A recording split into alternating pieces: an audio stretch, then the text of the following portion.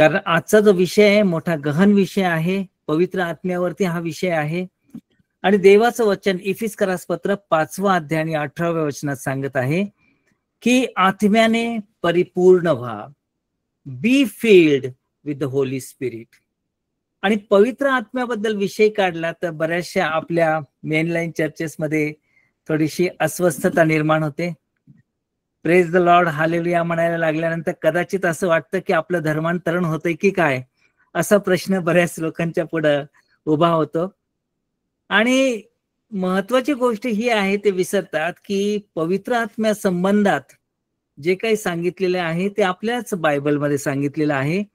त्यामुळे पवित्र आत्म्याला दुर्लक्षून चालणार नाही. त्याबद्दल अनेक लोकांचे गैरसमज झालेले आहेत, अनेक लोक गैरसमज देखील पसरवतात. म्हणून आज मी प्रयत्न करणार आहे देवाच्या कृपेने या संदर्भामध्ये आपल्याला पूर्ण माहिती देण्याचा प्रयत्न मी करणार आहे. आत्ताच आपण पाहिलं की इफिसकरास पत्र 5वा अध्याय आणि 18वं वचन सांगत आहे की आत्म्याने परिपूर्ण व्हा किंवा आत्म्याने भरत राहा. मग प्रश्न असा निर्माण होतो की आपण आत्म्याने का भरायला पाहिजे, परिपूर्ण का व्हायला पाहिजे. तर पहिला मुद्दा हा आहे की ज्या वेळेस आम्ही आत्म्याने भरतो, परिपूर्ण होतो, त्यावेळेस आम्ही धैर्याने देवाचं वचन सांगायला तयार होतो. आपण पाहतो की प्रभू येशू ख्रिस्ताच्या मृत्यूनंतर यहुद्यांच्या भीतीने शिष्य दार खिडक्या बंद करून आतमध्ये खोलीमध्ये बसले होते. योहान 20:19 मध्ये दिलेलं आहे की त्याच दिवशी म्हणजे आठवड्याच्या पहिल्या दिवशी संध्याकाळी जेथे शिष्य होते तेथील दारे यहुद्यांच्या भीतीमुळे बंद असता येशू आला. पहा, येशू ख्रिस्ताबरोबर 3-3.5 वर्ष जे चालत होते ते त्याचे शिष्य येशू ख्रिस्ताच्या मृत्यूनंतर घाबरून गेले होते. आणि अशा वेळेस येशू ख्रिस्त आला. पण आपण पाहतो पुढं की प्रेषित 2:4 मध्ये ज्या वेळेस पेंटिकॉस्टचा दिवस आला आणि शिष्यांवरती पवित्र आत्मा उतरला, तेव्हा ते पवित्र आत्म्याने भरले गेले. आणि पवित्र आत्म्याने भरल्यानंतर ते धैर्याने सुवार्ता सांगू लागले. प्रेषित 2:4 मध्ये लिहिलंय, तेव्हा ते सर्वजण पवित्र आत्म्याने परिपूर्ण झाल्यावर पेत्राने मोठ्या धैर्याने यहुद्यांच्या मोठ्या जमावासमोर देवाचे वचन उघडपणे सांगितले. तेव्हा त्यांच्यामध्ये 3,000 लोकांची भर पडली. तेच शिष्य की काही दिवसांपूर्वी पवित्र आत्म्याचा अभिषेक होण्यापूर्वी भीतीने दार बंद करून बसले होते. म्हणजे आपल्या लक्षात हे येतं की ज्या वेळेस पवित्र आत्मा आपल्यावरती येतो आणि आपण पवित्र आत्म्याने भरले जातो, त्यावेळेस आपण देवाचं कार्य, देवाचे जी सुवार्ता आहे ती धैर्याने सांगू लागतो. पुढे पवित्र आत्म्याने का भरायचं याचं दुसरं कारण दिलेलं आहे. गलतीकरास पत्र 5वा अध्याय आणि 16वं वचन सांगतं, आत्म्याच्या प्रेरणेने चाला म्हणजे तुम्ही देह वासना पूर्ण करणारच नाही. आत्म्याच्या प्रेरणेने जर चालायचं झालं तर आत्म्याने भरायला पाहिजे. आत्म्याने जर आपण भरलो तरच आत्म्याच्या प्रेरणेने चालू.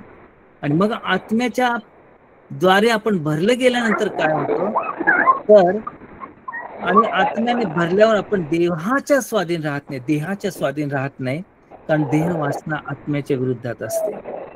देहाची कर्म तर उघड आहे, ती पवित्र शास्त्रात सांगितले आहे. जार कर्म, अशुद्धपणा, कामातुरपणा, मूर्तीपूजा, चेटके, वैर, कलह, मत्सर, राग, तट, फुटी, पक्षभेद, हेवा, दारूबाजी, रंगेलपणा आणि अशा इतर गोष्टी, अशी कर्मे करणाऱ्यांना देवाच्या राज्याचे वतन मिळत नाही असं शास्त्र सांगतं.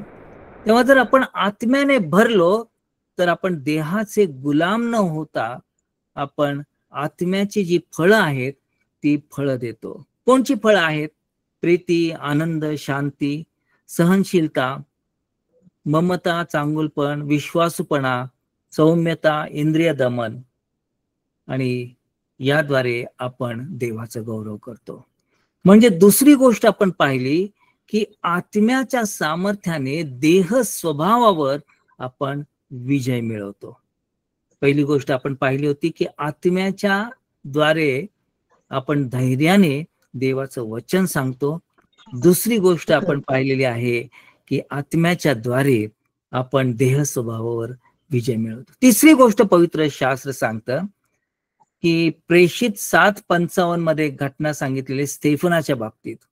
परंतु पवित्र आत्म्याने पूर्ण होऊन त्याने आकाशाकडे निरखून पाहिले, तेव्हा देवाचे तेज व देवाच्या उजवीकडे येशू उभा असलेला त्याच्या दृष्टीस पडला. स्तेफन मरत आहे, वेदना भोगत आहे, आणि त्यावेळेला आपण पाहतो की तो आत्म्याने भरलेला आहे आणि आकाश उघडलेलं त्यांनी पाहिलं आणि देवाच्या उजवीकडे येशू उभा असलेला त्याला दिसला. याचा अर्थ काय? आत्म्याने जेव्हा आपण पूर्ण होतो त्यावेळेला परीक्षा प्रसंगातून जात असताना देखील आपल्यासाठी स्वर्ग उघडतो, देवाचे प्रगटीकरण आपल्याला होतं.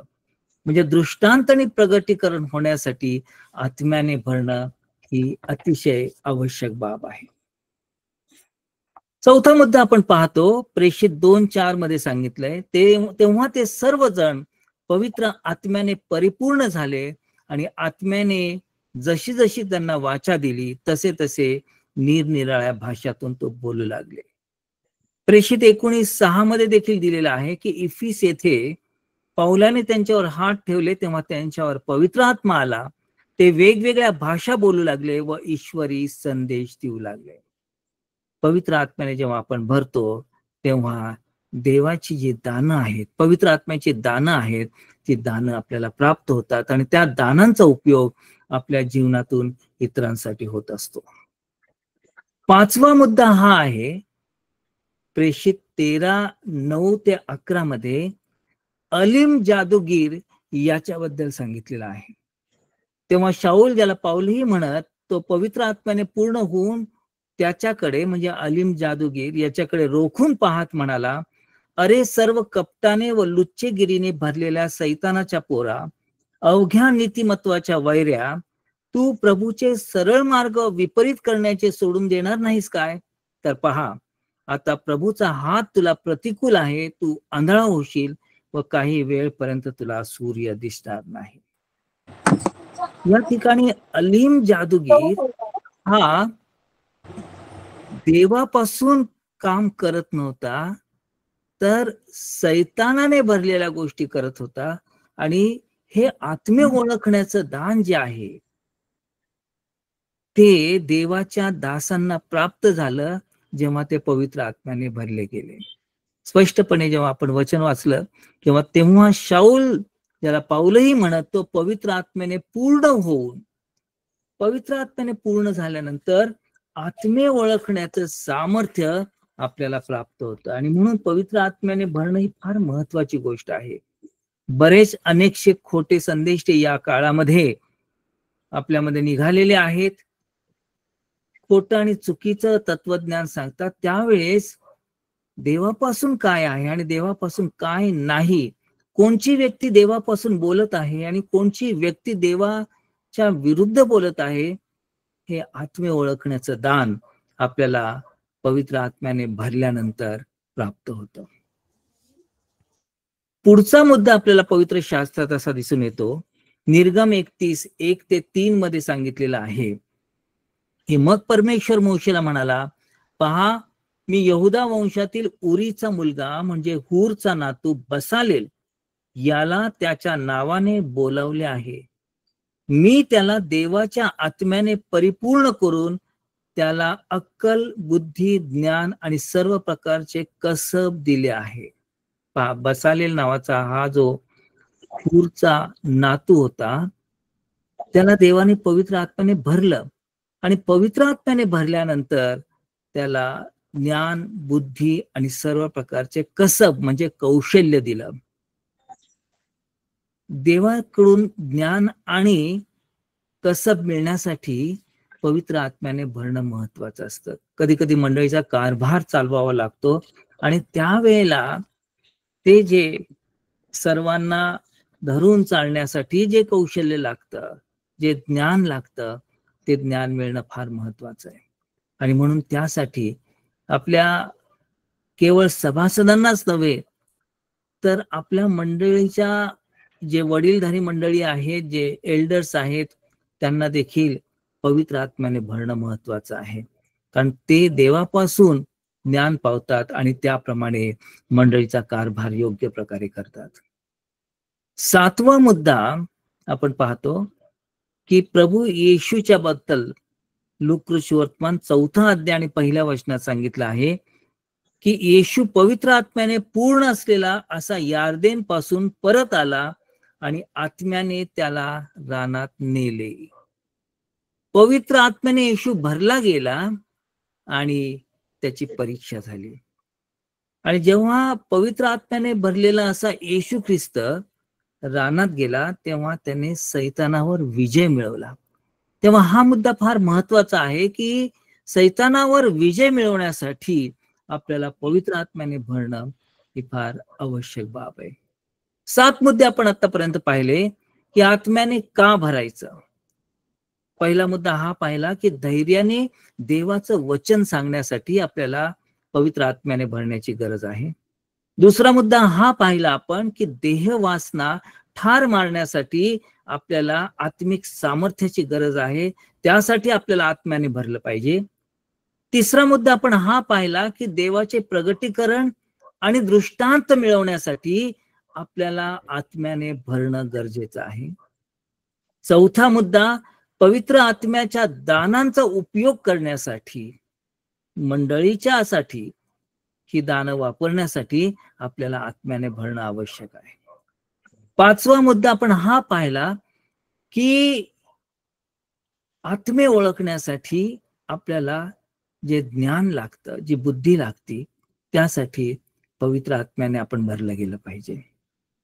6वा मुद्दा मंडळीच्या बांधणीसाठी अक्कल, बुद्धी, ज्ञान, कसब या गोष्टी पवित्र आत्म्याने भरल्यानंतरच आपल्याला प्राप्त होतात. आणि 7वा मुद्दा आपण पाहिला की सैतानी परीक्षेत सैतानावर विजय मिळवण्यासाठी जेव्हा आपण आत्म्याने भरतो त्यावेळेला आपण विजय प्राप्त करून घेतो. आता पवित्र शास्त्रात आत्म्याने लोक भरलेले होते याला काही पुरावा आहे का हे पाहूया. कारण पवित्र शास्त्राच्या बाहेर आपल्याला जाता येत नाही. आपल्या जीवनासाठी पवित्र शास्त्र हा एकमेव अल्टिमेट जो काही मार्गदर्शक ग्रंथ आहे तो आपण पाहतो. आत्म्याने पूर्ण झालेल्या लोकांच्या बद्दल प्रेषित 2:4 मध्ये म्हटलंय तेव्हा ते सगळे पवित्र आत्म्याने परिपूर्ण झाले. सगळे पहा, मंडळीतील काही सभासदांनाच फक्त आत्म्याने परिपूर्ण व्हावं हा सल्ला दिलेला नाही, तर ते सगळे पवित्र आत्म्याने परिपूर्ण झाले. पुन्हा प्रेषित 4:8 मध्ये म्हटलेलं आहे तेव्हा पेत्र पवित्र आत्म्याने पूर्ण झालेला असता आणि ते सर्व पवित्र आत्म्याने पूर्ण होऊन देवाचे वचन धैर्याने बोलू लागले. पुन्हा प्रेषित 6:3 आणि 3 ते 5 मध्ये म्हटलेलं आहे तर भावांनो, तुम्ही आपल्या बंधूंमधून आपल्यामधून पवित्र आत्म्याने व ज्ञानाने पूर्ण अशी 7 अब्रूची माणसे शोधून काढा. त्यांना आम्ही या कामावरती नेमू. म्हणजे पंक्ती सेवेचे जे काम होतं ते, म्हणजे आत्मिक सेवा असो अथवा पंक्ती सेवा असो, देवाचं वचन सांगतं की पवित्र आत्म्याने भरणं हा त्याच्यासाठी निकष आहे. आणि त्या सेवेसाठी पवित्र आत्म्याने जे भरतात त्यांना देव नेमत असतो. तसंच प्रेषित 9:17 मध्ये म्हटलेलं आहे ते यासाठी की तुला तुझी दृष्टी पुन्हा मिळावी व तू पवित्र आत्म्याने परिपूर्ण व्हावे. हनन्या हा दिमिश्कातील एक प्रभूचा शिष्य होता आणि तो शाऊलाला म्हणजेच आपल्या पाऊलाला हे वाक्य बोलला की तू पवित्र आत्म्याने परिपूर्ण व्हावं. प्रेषित 11:24 मध्ये म्हटलंय कारण तो चांगला माणूस होता आणि पवित्र आत्म्याने व विश्वासाने पूर्ण होता. इतकी सगळी वचनं आपल्याला सांगत आहे की प्रभू येशू ख्रिस्ताचे प्रेषित आणि शिष्य हे पवित्र आत्म्याने भरलेले होते. आणि जर प्रभू येशू ख्रिस्ताच्या शिष्यांना आणि प्रेषितांना पवित्र आत्म्याने भरण्याची गरज भासली तर आपल्याला किती विशेष करून पवित्र आत्म्याने भरलं गेलं पाहिजे असं यावरून निष्कर्ष निघतो. आणि मग पवित्र आत्म्याने आपल्याला भरल्यानंतर पवित्र शास्त्रात यशया 11:2 मध्ये पवित्र आत्म्याच्या अभिषेकाचे जे 7 पैलू आहेत ते 7 पैलू आपल्याला प्राप्त होतात. यशया 11:2 मध्ये म्हटलेलं आहे यहोवाचा आत्मा. यहोवाचा आत्मा म्हणजे त्रैकत्वातील देव जो पवित्र आत्मा, त्याचे वैयक्तिक व्यक्तिमत्व. आणि हा प्रभूचा आत्मा काय करतो, तर आपल्याला नवा जन्म देण्यासाठी हा आत्मा कार्य करत असतो. आपल्याला तारणात आणण्यासाठी हा यहोवाचा आत्मा म्हणजे प्रभूचा पवित्र आत्मा हा कार्यरत असतो. आमेन. दुसरी गोष्ट, दुसरा पैलू जो सांगितलेला आहे, दुसरा अभिषेक जो सांगितले की ज्ञानाचा आत्मा, विजडम. बाह्य रूपावरून किंवा गुणावरून एखाद्या गोष्टीची पारख करण्यासाठी जी बुद्धी लागती, ती बुद्धी या अभिषेकाच्या द्वारे जो ज्ञानाचा आत्मा प्रभू देतो त्याच्याद्वारे आपल्याला ही पारख करता येते. तिसरा जो अभिषेक सांगितलेला आहे की बुद्धीचा आत्मा, ज्याला अंडरस्टँडिंग म्हणतात, की एखाद्या बाह्य रूपावरून किंवा गुणावरून वेगवेगळ्या गोष्टींमधला जो फरक आहे, दोन गोष्टींमधला फरक, ती जाणण्याची बुद्धी म्हणजेच बुद्धीचा आत्मा. नंतर चौथा जो बोधाचा आत्मा, त्याचा जो अभिषेक आहे, त्याद्वारे आपल्याला योग्य निष्कर्ष काढण्याची बुद्धी किंवा एखाद्या गोष्टीचं सार काढण्याची जी बुद्धी आहे तिचं ज्ञान आपल्याला प्राप्त होते. पाचवा जो अभिषेक सांगितलेला आहे पवित्र शास्त्रात तो पराक्रमाचा आत्मा, ज्याला माइट म्हणतात किंवा पॉवर. एखादी गोष्ट सामर्थ्याने पूर्णत्वाला नेण्याची जी क्षमता आहे ती क्षमता पवित्र आत्म्याच्या द्वारे आपल्याला या अभिषेकाच्या द्वारे प्राप्त होते. घोषणा करण्याचे जे सामर्थ्य, आत्मिक शत्रूवर अधिकार गाजवण्याचे जे सामर्थ्य आहे, ते सर्व प्रकारचे सामर्थ्य या पराक्रमाचा जो आत्मा, हा जो अभिषेक आहे, या अभिषेकाच्या द्वारे. कारण आत्मा एकच आहे, पण हे त्याचे जे 7 पैलू सांगितलेले आहेत, तर ते 7 पैलू आपल्याला जेव्हा आपण पवित्र आत्म्याच्या द्वारे भरले जातो त्यावेळेला त्यातील वेगवेगळ्या अभिषेकाच्या द्वारे आम्हाला प्रभू भरत असतो. 6वा जो पैलू आहे परमेश्वराच्या ज्ञानाचा आत्मा, नॉलेज ऑफ यहोवा. देवाशी असलेल्या वैयक्तिक प्रीतीतून व सहभागितेतून देवाविषयी मिळालेलं ज्ञान, देवाचे गुण, स्वभाव, देवाच्या गूढ गोष्टी आणि त्याचं रहस्य या अभिषेकाच्या द्वारे आम्हाला प्राप्त होत असतं. आणि 7वा जो पैलू आहे पवित्र आत्म्याचा, की परमेश्वराच्या भयाचा आत्मा, फिअर ऑफ यहोवा. परमेश्वराविषयी आदरयुक्त भीती जी आहे, परमेश्वराचा सन्मान आणि भक्तिभाव, याविषयी आपल्याला जी बुद्धी आणि ज्ञान देणारा जो प्रभूचा आत्मा आहे तो परमेश्वराच्या भयाचा आत्मा. तो परमेश्वराचा भयाचा आत्मा आम्हाला देवभीरू जीवन जगण्यास सहाय्य करतो. आणि अशा प्रकारे प्रियानो, हे पवित्र आत्म्याचे जे 7 पैलू आहेत त्याचा हा जो अभिषेक आहे, त्या अभिषेकाबद्दल आपण पाहिलेला असताना प्रश्न असा तुम्हाला आणि मला पडेल की आम्हाला हे पाहिजे आहे, आम्हाला ह्या 7 प्रकारचा जो अभिषेक आहे ह्या अभिषेकाने पूर्ण व्हायचं आहे, आम्हाला हे पवित्र सामर्थ्य आहे ते पाहिजे आहे. मग हे कसं आम्ही प्राप्त करून घ्यायला पाहिजे, आत्म्याने आम्ही कसे परिपूर्ण व्हायचं, याचं जे उत्तर आहे प्रेषित 2:37 आणि 38 मध्ये पेत्राने दिलेलं आहे. मग पेत्र त्यांना म्हणाला, पश्चाताप करा आणि तुमच्या पापांची क्षमा व्हावी म्हणून तुमच्यातील प्रत्येकाने येशू ख्रिस्ताच्या नावाने बाप्तिस्मा घ्या, मग तुम्ही पवित्र आत्म्याचे दान पावाल. महत्वाची गोष्ट या ठिकाणी की पश्चाताप यापासून आम्हाला सुरुवात करावी लागते. आत्म्याने परिपूर्ण होण्यासाठी आम्हाला पहिली गोष्ट जी आहे की आमच्या जीवनातील जे पाप आहेत त्या पापांचा पश्चाताप करणं ही आवश्यक गोष्ट. आता दुसरा मुद्दा जो आहे, त्या आत्म्याने आम्हाला परिपूर्ण व्हायचं आहे. आम्ही पश्चाताप केला, आणखीन आम्हाला काय पाहिजे? तर यशया 44:3 मध्ये दिलेलं आहे की आमच्यामध्ये जी तहान आहे, जी रिक्तता आहे, ती निर्माण व्हायला पाहिजे. कारण वचन सांगतं की मी तान्हिल्यांवर पाणी आणि सुक्या भूमीवर प्रवाह होतील. तुझ्या संततीवर मी आपला आत्मा, तुझ्या संतानावर मी आपला आशीर्वाद होतील. त्यानं जर आम्हाला पवित्र आत्मा पाहिजे, तर त्यासाठी आम्हाला पवित्र आत्म्याची तहान लागायला पाहिजे. आम्ही तान्हेले झालं पाहिजे आणि मग प्रभूचा आत्मा आमच्यावर ओतला जातो.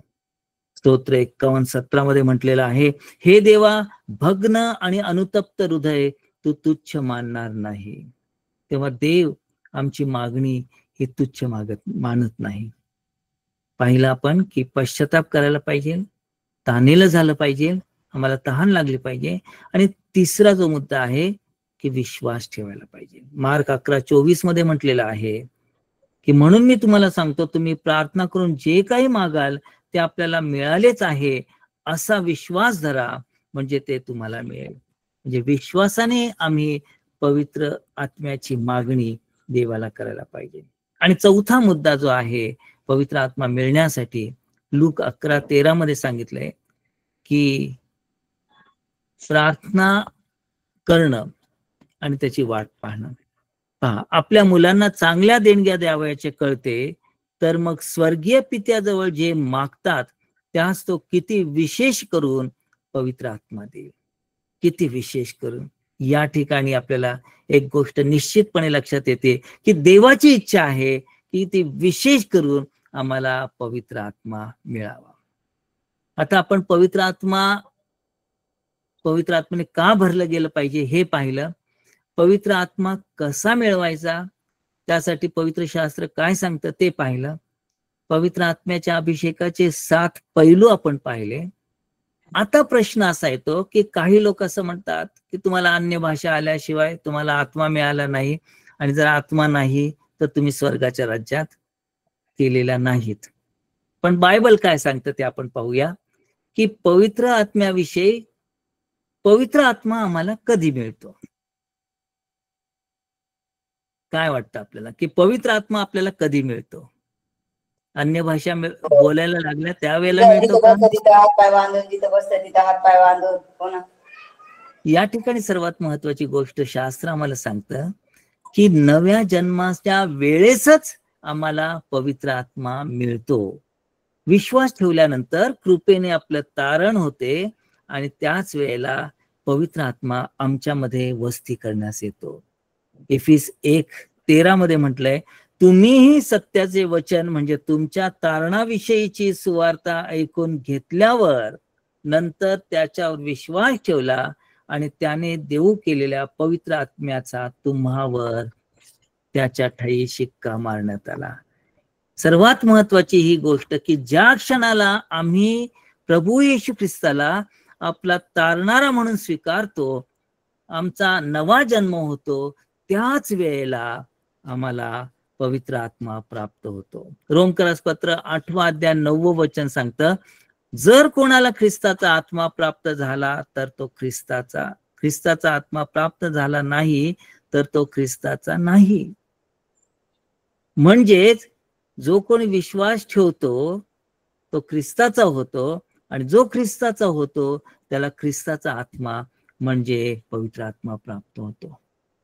हा जो पवित्र आत्मा आम्हाला नव्या जन्माच्या वेळेस मिळतो, तेव्हा नवा जन्म आणि त्यावेळेस मिळालेला पवित्र आत्मा आणि पवित्र आत्म्याचा बाप्तिस्मा यात काय फरक आहे का, हा पुढचा प्रश्न निर्माण होतो. होय, यामध्ये फरक आहे. पहिला मुद्दा हा आहे की नव्याने जन्मल्याशिवाय देवाच्या राज्यात कोणालाही जाता येत नाही. नव्या जन्माशिवाय तारण नाही असं शास्त्र सांगतं. आणि तारणासाठी आपण विश्वास ठेवतो, नवा जन्म प्राप्त होतो आणि त्यावेळेला आम्हाला देवाचा आत्मा प्राप्त होतो. पण हा देवाचा जो आत्मा आहे तो आमच्यामध्ये वस्ती करणारा देवाचा आत्मा म्हणून आमच्यामध्ये आम्हाला प्राप्त होतो, योहान 3:5 मध्ये म्हटल्याप्रमाणे. पण याच्या व्यतिरिक्त आत्मिक सामर्थ्यासाठी आम्हाला पवित्र आत्म्याच्या बाप्तिस्म्याची आवश्यकता असते. प्रेषित 1:8 मध्ये काय म्हटले पहा, पण पवित्र आत्मा तुम्हावर येईल तेव्हा तुम्हाला सामर्थ्य मिळेल व तुम्ही माझे साक्षी व्हाल. हा पवित्र आत्म्याचा जो बाप्तिस्मा आहे हा मुख्यतः सेवेसाठी प्राप्त होत असतो. पवित्र आत्म्याचा बाप्तिस्मा व पवित्र आत्म्याने पुन्हा पुन्हा भरले जाणे हे एकच आहे का? नाही. पवित्र आत्म्याचा बाप्तिस्मा हा एकदाच होतो, परंतु पवित्र आत्म्याने भरण्याची जी प्रक्रिया आहे ती पुन्हा पुन्हा होत असते. याला एखादं उदाहरण द्यायचं झालं तर आपल्या घरामध्ये जेव्हा गॅस सिलेंडरचं कनेक्शन मिळतं, ते कनेक्शन एकदाच मिळतं, परंतु त्याचं रिफिलिंग मात्र आपण वारंवार करत असतो. त्याचप्रमाणे हे असं आहे की पवित्र आत्म्याचा जो बाप्तिस्मा एकदा झाल्यानंतर पवित्र आत्म्याने विश्वासणारा पुन्हा पुन्हा भरला जातो. पेत्राच्या बाबतीत आपण पाहिलं की मग पेत्र पवित्र आत्म्याने भरला आणि मग त्याने कार्य केलं. पुन्हा आपण पाहतो तशाच प्रकारे पवित्र आत्म्याचा बाप्तिस्मा, याला आणखीन एक दुसरं उदाहरण आपल्याला देता येईल की इलेक्ट्रिक मीटरचं कनेक्शन आपल्याला मिळणं ही एक गोष्ट झाली, आणि त्याच्यानंतर बटन ऑन करून आपण सगळ्या खोल्या आपल्या उजेडाने भरणं. तेव्हा आपण आपल्याला पाहिजे त्या खोल्या उजेडाने भरत असतो, पण त्यासाठी इलेक्ट्रिकचं जे कनेक्शन आहे, मीटरचं कनेक्शन, ते मिळणं महत्वाचं असतं. तेव्हा आपण पाहिलं की नवा जन्माच्या वेळेस पवित्र आत्मा आम्हाला प्राप्त होतो, पण आपल्याला ते सामर्थ्य सेवेसाठी मिळण्यासाठी पवित्र आत्म्याच्या बाप्तिस्म्याची गरज आहे असं शास्त्र सांगतं. मग प्रश्न असा आहे की बायबलमध्ये नवा जन्म व पवित्र आत्म्याचा बाप्तिस्मा याविषयी काही चिन्ह किंवा प्रतीक दिलेली आहेत का? तर उत्तर असं आहे की होय, दिलेले आहेत. नवा जन्म यासाठी विहिरीचं उदाहरण दिलेलं आहे योहान 4:14. ही विहीर जणू आपल्यासाठी स्वतःसाठी उपयोगी असते, परंतु योहान 7:38 मध्ये आपण पाहतो की तुम्हामधून पवित्र आत्म्याच्या नद्या वाहतील. हे जे आहे हा पवित्र आत्म्याचा बाप्तिस्मा, ह्याच्याद्वारे अनेक लोकांच्या पर्यंत आपल्याला पोहोचता येतं. जशी नदी अनेक लोकांच्या पर्यंत पोहोचते त्याप्रमाणे. त्याच्यानंतर दुसरं उदाहरण दिलेलं आहे पवित्र शास्त्रात की येशू ख्रिस्ताचा जो जन्म झाला तो जन्म पवित्र आत्म्याच्या द्वारे झाला. लोक कृष्णवर्तमान 1 अध्याय 35 वचन. येशू ख्रिस्ताचा जन्म पवित्र आत्म्याच्या द्वारे झालेला असताना देखील आपण पाहतो लूक 3:21-22 मध्ये की येशूच्या बाप्तिस्म्याच्या वेळेस देखील पवित्र आत्मा प्रभू येशू ख्रिस्तावरती उतरून आला. म्हणजे ह्या दोन ज्या घटना आहेत हा पॅटर्न दाखवत आहे की प्रभूच्या जीवनात ज्याप्रमाणे पवित्र आत्म्याच्या द्वारे प्रभूचा जन्म आणि पवित्र आत्म्याच्या द्वारे त्याच्यावरती अभिषेक बाप्तिस्म्याच्या वेळेला, त्याचप्रमाणे विश्वासणाऱ्यांच्या मध्ये देखील नवा जन्म जो आहे त्यावेळेला पवित्र आत्मा कार्य करतो आणि पवित्र आत्म्याचा बाप्तिस्मा झाल्यानंतर सामर्थ्यासाठी तो आपल्याला उपलब्ध होतो. यासाठी जुन्या काळात फार सुंदर उदाहरण दिलेलं आहे. अन्नार्पणाचा जो विधी सांगितलेला आहे लेवीय पुस्तकामध्ये, त्यामध्ये तेलात मळलेल्या सपीठाच्या बेखमीर भाकरी, म्हणजे भट्टीत भाजलेल्या अन्नार्पणात सांगितलेलं आहे की तेलात मळलेल्या सपीठाच्या बेखमीर पोळ्या. आता तेलात मळलेल्या म्हणजे जे पीठ आहे त्याच्यामध्ये तेल घालून त्या मळायच्या आहेत. लेवीय 2:4 मध्ये सांगितलेलं आहे. हे काय दर्शवतं तर प्रभू येशू ख्रिस्ताचा जन्म जो आहे, प्रभू येशू ख्रिस्त ही हा स्वतः जीवनाची भाकर आहे. ते पीठ जे आहे ते पाहतो आपण की ते त्याच्या शरीराचं दर्शक आहे, आणि जो आत्मा आहे त्या आत्म्याच्या द्वारे, पवित्र आत्म्याच्या द्वारे तो जन्मला. परंतु आपण पाहतो याच्या पुढे जाऊन की तव्यावर भाजलेले जे अर्पण आहे व त्याचे तुकडे तुकडे करून त्याच्यावर तेल ओतायला लावलेलं आहे. पहिल्या वेळेस तेल मिसळायला लावलेलं आहे आणि दुसऱ्या उदाहरणात तेल ओतायला लावलेलं आहे. आपल्याला माहिती की तेल हे पवित्र आत्म्याचं दर्शक आहे आणि ओतलेलं तेल हे पवित्र आत्म्याच्या बाप्तिस्म्याचे दर्शक आहे. प्रभू येशू ख्रिस्ताचा जन्म पवित्र आत्म्याच्या द्वारे झाला आणि त्याचा बाप्तिस्मा देखील पवित्र आत्म्याच्या द्वारे झाला. चौथं उदाहरण आपण पाहतो की वलांडण सण हा जणू कोकऱ्याच्या रक्ताद्वारे म्हणजेच येशूच्या रक्ताद्वारे मिळालेला नवा जन्म व देवाच्या क्रोधापासून सुटका म्हणजे तारण हे दर्शवतो. तर पेंटिकॉस्टचा सण हा वरून ओतलेला विपुल पवित्र आत्मा म्हणजेच पवित्र आत्म्याचा बाप्तिस्मा दर्शवतो. पाचवं उदाहरण फार इंटरेस्टिंग आहे की प्रभू येशू ख्रिस्ताचा पुनरुत्थान झाल्यानंतर प्रभू येशू ख्रिस्ताने त्याच्या शिष्यांना एकत्रित केलं आणि त्याने त्यांच्यावर फुंकर टाकली आणि म्हटलं पवित्र आत्मा घ्या. योहान 20:22. आता पवित्र आत्मा येशू ख्रिस्ताने त्यांना दिल्यानंतर पण प्रभू असं का म्हणाला की यरुशलेम सोडून जाऊ नका. प्रेषितांच्या कृत्यामध्ये 1 अध्याय आणि 4 आणि 5 वचन आपण पाहतो की यरुशलेम सोडून जाऊ नका, तर पित्याने देव केलेल्या ज्या देणगीविषयी तुम्ही माझ्याकडून ऐकले आहे तिची वाट पहा. तुमचा बाप्तिस्मा थोड्याच दिवसांनी पवित्र आत्म्याने होईल. आणि मग प्रश्न असा निर्माण होतो की प्रभू येशू ख्रिस्ताने त्यावेळेला फुंकर मारून त्यांच्यावरती पवित्र आत्मा टाकला आणि मग पुन्हा तो पवित्र आत्म्याने बाप्तिस्म्यासाठी त्यांना वाट का पाहायला लावत आहे? त्याचं कारण सोपं आहे की हा एक पॅटर्न प्रभूने निर्माण केलेला आहे, दिलेला आहे की मनुष्याचा जन्म जो आहे तो नवा जन्म पवित्र आत्म्याच्या द्वारे होतो. पवित्र आत्मा वस्तीसाठी त्याच्यामध्ये येतो, परंतु त्याच्यानंतर पवित्र आत्म्याचा जेव्हा बाप्तिस्मा होतो तेव्हा हा सामर्थ्याचा अभिषेक प्रभूच्या सेवेसाठी आपल्याला प्राप्त झालेला असतो. पवित्र आत्म्याचा जो बाप्तिस्मा आहे त्याचा उद्देशच आहे की आपल्याला सामर्थ्य प्राप्त व्हावे आणि प्रभूच्या सेवेसाठी आपण उपयोगी पात्र बनावं. आता पुढचा पॉइंट फार महत्वाचा आहे की हे पवित्र आत्म्याचं आपण काम पाहत असताना पवित्र आत्म्याची अनेक दानं प्राप्त होतात आणि त्या दानांच्या द्वारे चमत्कार होतात.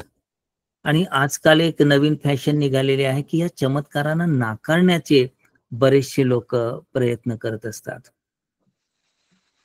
त्याला वेगवेगळी कारणं ते देतात की प्रेषितांच्या काळामध्ये हा पवित्र आत्म्याची ही जी दानं आहे ती दिली गेली होती. ती कशासाठी दिली गेली होती? तर पवित्र शास्त्र तो पण पूर्ण झालं नव्हतं आणि त्याच्यामुळं त्याला मान्यता देण्यासाठी, शास्त्राला मान्यता देण्यासाठी हे चमत्कार होत होते. परंतु पवित्र शास्त्राचं लिखाण पूर्ण झाल्यानंतर त्याची गरज राहिली नाही. काही लोक म्हणतात की फक्त प्रेषितांनाच ही दानं दिलेली होती, ही दानं मंडळीसाठी नाही. आता आपल्या लक्षात येतं की प्रेषितांव्यतिरिक्त स्टेफन जो होता तो या प्रेषितांपैकी नव्हता, पण त्याने चमत्कार केले. प्रेषित 6:8 मध्ये आपल्याला लक्षात येतं. फिलिप प्रेषित नव्हता, पण त्याने देखील चमत्कार केले. प्रेषित 8:6 मध्ये आपल्याला लक्षात येतं. गलती येथील मंडळीच्या द्वारे चमत्कार होत होते. हे गलतीकरास पत्र 3 अध्याय आणि 5 वचन यामधून स्पष्ट होतं. तेव्हा फक्त प्रेषितांनाच हे अधिकार दिले होते असं नाही, तर हे अधिकार मंडळीला दिले होते. पहा, हे कशासाठी दिले हे फार महत्वाचं आहे. पहिला पॉइंट हा आहे की उपयोगितेसाठी ही कृपादाने दिलेली आहे, मंडळीच्या उपयोगितेसाठी. 1 कोरिंथ 12 अध्याय आणि 7 वचन यामध्ये मंडळीच्या उन्नतीसाठी या दानांचा उपयोग करावा यासाठी ही दिलेली आहे. दुसरा मुद्दा त्या ठिकाणी दिलेला आहे की मंडळीची वृद्धी होण्यासाठी ही कृपादाने दिलेली आहे. 1 कोरिंथ 14:12 मध्ये सांगितलेलं आहे. तसंच सेवेच्या कामाला सज्ज होण्यासाठी ही कृपादानं दिलेली आहे, ही इफिस 4:12 मध्ये म्हटलेले आहे. आणि विश्वासणाऱ्याची वैयक्तिक वृद्धी होण्यासाठी ही कृपादानं दिलेली आहे, हे 1 कोरिंथ 14:4 मध्ये म्हटलेलं आहे.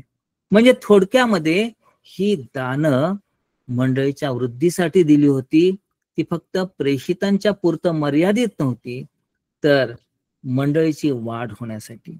मग प्रेषित गेल्यानंतर मंडळीची वाढ होऊ नये ही देवाची इच्छा आहे काय? नाही, मुळीच नाही. तर प्रभूच्या येण्यापर्यंत ही मंडळीची वाढ होण्यासाठी ही दानं आहेत.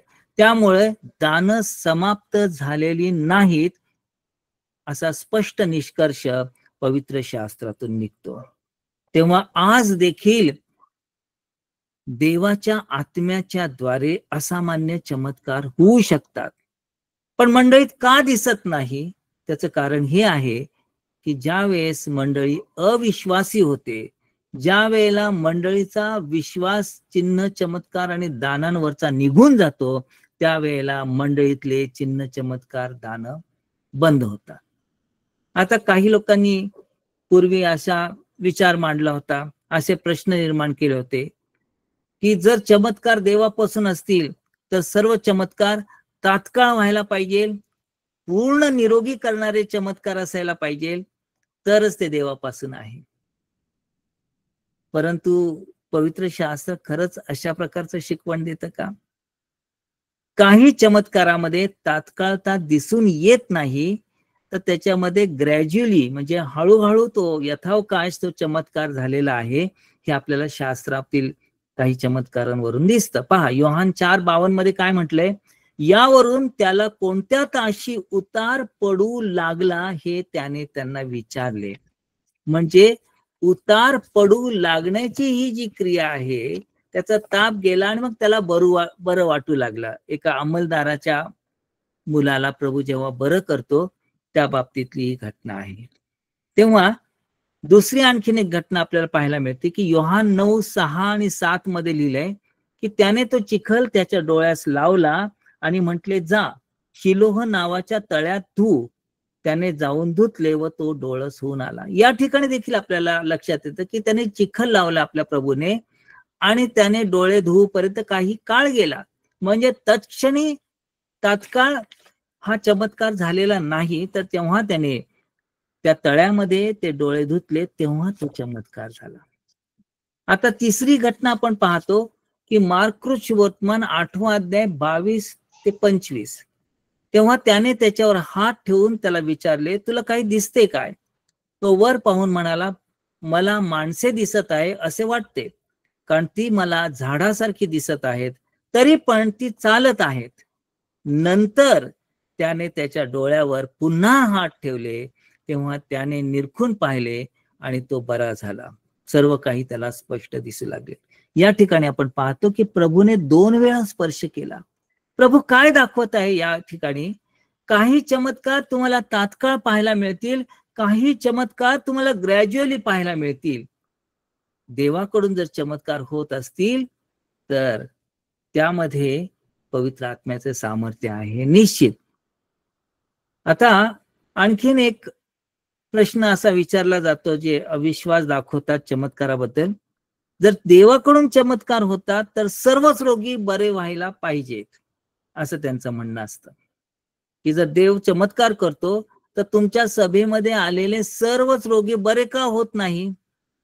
त्याला उत्तर असं आहे, मार्क 6:5 ते 6 मध्ये स्पष्ट शब्दात सांगितलं. नासरेत येथे प्रभू गेलेले असताना थोड्याशाच रोग्यांवर हात ठेवून त्याने त्यांना बरे केले. याशिवाय दुसरे कोणतेही महत्कृत्य त्याला तेथे करता आले नाही. त्यांच्या अविश्वासामुळे त्याला आश्चर्य वाटले. काही वेळेस अविश्वासामुळे काही रुग्ण बरे होतात, विश्वासामुळे रुग्ण बरे होतात आणि अविश्वासामुळे ते बरे होत नाही.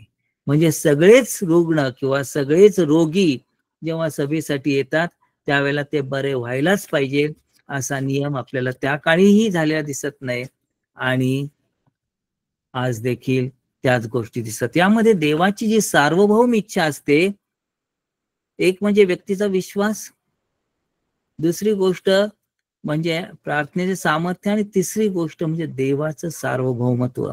या तिन्ही गोष्टी त्या ठिकाणी कार्य करत असतात. आणि म्हणून देवाच्या सार्वभौम इच्छेने रुग्ण बरे होणे, रोगी बरे होणे किंवा न होणे हे अवलंबून असतं.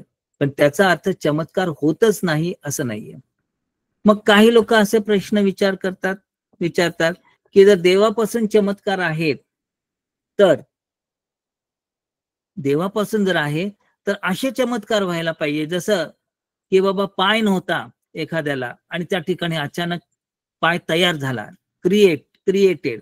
किंवा एखादा जन्मांध आहे आणि जन्मांधाची दृष्टी नाही, जन्मापासून आंधळा आहे आणि त्याला एकदम अचानक डोळे आले नॉर्मल मनुष्यासारखे, तरच मग हे देवापासून आहे. किंवा इतर जे चमत्कार होतात ते देवापासून नाही. हे पण फसवं लॉजिक आहे, हे चुकीचं लॉजिक आहे. दोन प्रकारचे चमत्कार प्रभू येशू ख्रिस्ताने त्याच्या पृथ्वीवरच्या काळात केले. एक क्रिएटिव्ह मिरॅकल्स आणि दुसरं non creative miracles. Creative miracles म्हणजे काय? एखाद्याला पायच नाहीये आणि त्याला पाय येणं, किंवा एखादा जन्मांध आहे त्याला डोळे येणं. याच्यामध्ये एक क्रिएशन झालेलं आहे देवाकडून, क्रिएटिव्ह मिरॅकल झालेला आहे. आणि नॉन क्रिएटिव्ह मिरॅकल म्हणजे काय? तर पेत्राच्या सासूचा ताप बरा करणं, हे नॉन क्रिएटिव्ह आहे. अंमलदाराच्या मुलाचा ताप काढणं नॉन क्रिएटिव्ह आहे. हे दोन्ही प्रकारचे मिरॅकल्स प्रभूने केलेले होते. आणि म्हणून प्रत्येक वेळेला हा आग्रह धरणं, हा हट्ट धरणं हे योग्य नाही की बाबा क्रिएटिव्ह मिरॅकल झालं तरच ते देवापासून आहे, असं नाहीये. दोन्हीसाठी दैवी सामर्थ्य आवश्यक आहे. बरं, हे पाहिजे तेव्हा ही क्रिएटिव्ह मिरॅकल्स होत नाहीत. आपण पाहतो की प्रभू येशूने सर्वच मृतांना जिवंत केले त्या काळामध्ये, असं नाहीये. त्याच्या पवित्र शास्त्रामध्ये त्यांनी 3 मृतांना जिवंत केल्याची घटना आहे. आपण पाहतो की यायराच्या कन्येला केलं, नाईन येथील विधवेच्या मुलाला केलं आणि लाजरसला केलंय. तेव्हा येशू ख्रिस्त याबद्दल स्वतः असं म्हणत आहे, लूक कृष्णवर्तमान 4 अध्याय आणि 27व्या वचनामध्ये. तसेच अलिशा संदेष्टाच्या काळात इस्रायलात पुष्कळ कुष्ठरोगी होते, तरी त्यांच्यातील कोणीही शुद्ध झाला नाही, तर सूर्याचा नामान मात्र शुद्ध झाला. या ठिकाणाहून आरोग्य कोणाला द्यावे, कोणाच्या बाबतीत चमत्कार करावा, हे देव दाखवत आहे. म्हणजे सगळेच एक जात की देवाच्या सेवकांनी जायचं एखाद्या हॉस्पिटलमध्ये आणि रुग्णालयातल्या सगळ्याच रुग्णांना बरं करायचं, असं काही अपेक्षित नाही. एका व्यक्तीने अशा प्रकारे प्रश्न केला होता की जर हे मिरॅकल करतात ना, तर मग त्यांनी सरळ सरळ सरकारी रुग्णालयात जावं आणि सगळ्यांना बरं करावं. दिस इज अ फॉल्स लॉजिक. ही देवाची परीक्षा झाली. तेव्हा आपण हे पाहिलं की जे पवित्र आत्म्याची दानं आहेत, ती दानं त्या काळात उपयोगात आणली गेली होती.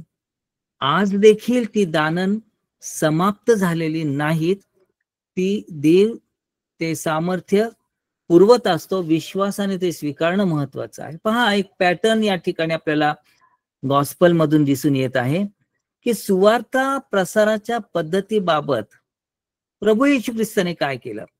मत्तई 9:35 मध्ये दिलेलं आहे, शिक्षण देत व शुभवर्तमान गाजवीत आणि सर्व प्रकारची दुखणी व सर्व प्रकारचे रोग बरे करीत गेला. एकीकडून प्रभू शिक्षण देत होता, दुसरीकडून तो रोग बरं करत होता. प्रभू येशू ख्रिस्ताने हे केलं. शिष्यांनी तोच पॅटर्न फॉलो केला. पहा, प्रेषित 4:30 मध्ये म्हटलेलं आहे, आणि बरे करण्याकरता तू आपला हात लांब करत असता आपल्या दासाने पूर्ण धैर्याने तुझं वचन सांगावे असं कर. म्हणजे एका बाजूला धैर्याने वचन सांगण्यासाठी ते प्रार्थना करतायत आणि दुसऱ्या बाजूने लोकांना बरे करण्यासाठी तू आपला हात लांब कर अशी देखील प्रार्थना करतात. शिष्यांनी तोच पॅटर्न फॉलो केला जो येशू ख्रिस्ताने केला. आणि त्याच्यानंतर प्रेषितांच्या काळातील जी पहिल्या प्रेषितीय मंडळी होती त्याच्या बाबतीमध्ये प्रेषित 2:42 आणि 43 मध्ये म्हटलेलं आहे ते प्रेषितांच्या शिक्षणात आणि सहवासात, भाकर मोडण्यात व प्रार्थना करण्यात तत्पर असत. आणि पुढे म्हटलेलं आहे, तेव्हा प्रत्येक मनुष्याला भय वाटले आणि प्रेषितांच्या हातून पुष्कळ अद्भुत कृत्ये चिन्हे घडत होती. प्रेषित एका बाजूने शिक्षण देत होते आणि दुसऱ्या बाजूने अद्भुत कृत्य घडत होती. हाच पॅटर्न आहे, पवित्र शास्त्राचा हा पॅटर्न आहे. आणि आजकाल लोक तो पॅटर्न न चालवता चिन्ह चमत्काराला काही प्रमाणामध्ये अवहेलना करतात. वास्तविक पाहता ह्याचं कारण पण आहे की काही लोकांनी हा एक बिझनेस बनवलेला आहे की त्याच्यामध्ये खोटेपणा आलेला आहे आणि पैसे मिळवण्याचा हा एक उपाय त्यांनी शोधलेला आहे. पण या चुकीच्या गोष्टी करतात म्हणून प्रभूने ती गोष्ट अमान्य ठरवून चिन्ह चमत्कार बंद केलेले आहेत, पवित्र आत्म्याचे जे सामर्थ्याचे कृत्य बंद केलेले आहेत, असा मात्र त्याचा अर्थ होत नाही. जे विश्वासणारे आहेत त्यांची सेवा पवित्र आत्म्याच्या सामर्थ्याशिवाय होऊच शकत नाही.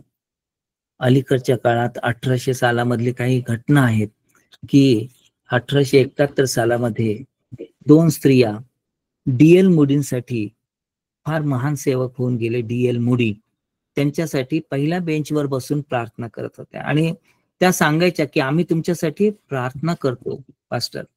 ते म्हणले, मला माझ्यासाठी का प्रार्थना करता, तुम्ही स्वतःसाठी प्रार्थना करा. ते म्हणायचे की तुम्हाला पवित्र आत्म्याची गरज आहे, पवित्र आत्म्याच्या सामर्थ्याची गरज आहे. आणि मग एक दिवस असं झालं की डी.एल. मूडी यांना पवित्र आत्म्याची तहान भूक निर्माण झाली, पवित्र आत्म्याने भरण्याची त्यांना इच्छा, तीव्र इच्छा निर्माण झाली. ते म्हणतात, पूर्वी कधी नव्हे असा मी आक्रोश करू लागलो, रडू लागलो. ते असं म्हणतात, मला असं वाटू लागली की ते सामर्थ्य मला मिळाले नाही तर जगण्यात काही अर्थ नाही. आणि एक दिवस न्यूयॉर्क शहरामध्ये असताना ते म्हणतात की तो दिवस मी वर्णन करू शकत नाही. तो अतिशय पवित्र अनुभव होता. त्यांना देवाच्या प्रीतीचा अनुभव आला. ते चालत असताना पवित्र आत्मा त्यांच्यावर सामर्थ्याने आला. ते एका खोलीत गेले आणि तासन तास प्रार्थनेमध्ये राहू लागले. आणि संदेशात त्यांचा काही बदल झाला नाही, परंतु तेच वचन पण तेच देवाच्या सामर्थ्याने येऊ लागले. शेकडो आत्मे देवाच्या राज्यात आले. डी.एल. मूडींच्या बाबतीतला हा अनुभव लिहिलेला आहे. आर.ए. टोरी देवाचे जे सेवक आहे त्यांनी 3 वर्षाच्या काळात ब्रिटनमध्ये 80,000 आत्मे जिंकले. पण ते म्हणतात, मला पवित्र आत्म्याचा बाप्तिस्मा नव्हता, मी अनेक वर्षे ख्रिश्चन होतो, तरी मी तीव्र इच्छा धरली की मला पवित्र आत्म्याचा बाप्तिस्मा मिळावा. आणि त्यांना तो मिळाला. त्यावेळेस त्यांचं जीवन बदलून गेलं. तो जो अनुभव आहे त्याच्याबद्दल ते म्हणतात, माझ्या स्वप्नात देखील येणार नाही असा माझ्या जीवात मला आनंदाचा अनुभव आला. माझ्या संदेशात मला तो आनंद आला.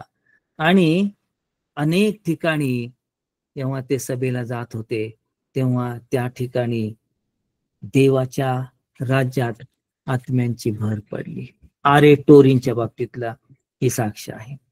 चार्ल्स फिनी देवाचे एक महान सेवक, जन्म ऑगस्ट 29, 1792 सालचा, आणि ते वकील झाले होते.